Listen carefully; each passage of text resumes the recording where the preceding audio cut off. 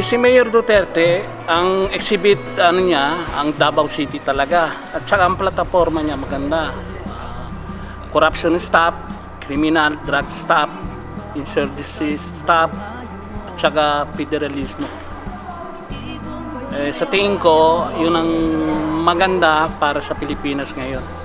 Dito sa Roma, mga volunteers dito, walang pinag-uusapan na pera.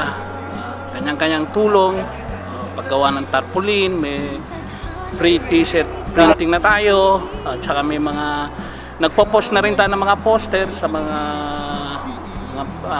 store ng mga Pilipino kung gusto nilang i-post ang ni Duterte. Ang amin lang naman, ito para sa bayan natin, para sa tunay ng pagbabago. Duterte po tayo. Mainit yung kasi yung ang sinabi ni Mayor na kukuha siya ng pardon kay Pope yung sa nangyaring ang PI niya. Yung kumakalat na February 16, hindi po totoo yun. Kumakalat sa Facebook. Hindi natin malaman kung darating si Mayor sa Roma. Pag dumating siya ng Roma, ang talagang unang point niya, Vatican talaga si Pope. So, siguro pagkatapos ng eleksyon o pagkatapos ng campaign period, hindi natin alam.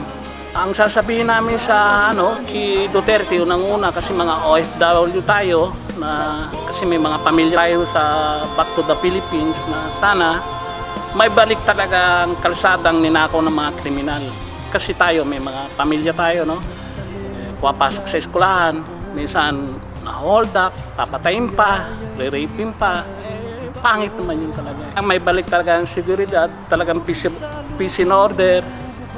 Pagkatapos naman ng peace in order, nandiyan naman yung yung ginagawa niyang plataforma para sa education, health, saka sa magsasaka. Tapos sunod-sunod na rin naman siguro yan na maitayo yung economy natin, mas maganda. Pero peace in order talaga number one. Sa tingin ko marami. Kasi sa Facebook,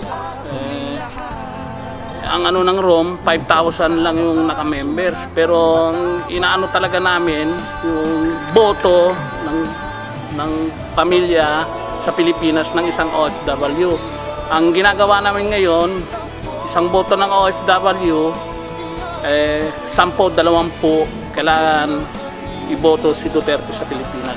Meron kami mga connection, kaso lang nga, yung iba, alam mo naman ng Pilipino rin, minsan, sinabi ko sa kanila, kailangan din on ground tayo. Kasi sa war, hindi naman puro airstrike, kailangan may infantry ka.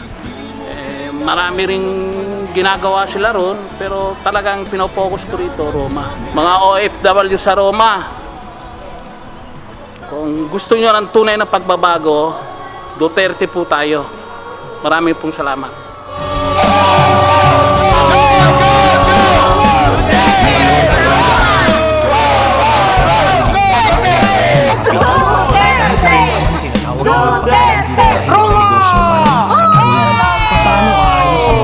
Sa lipunan kung walang sigang lalaban sa mga sigasigaan, kahirapan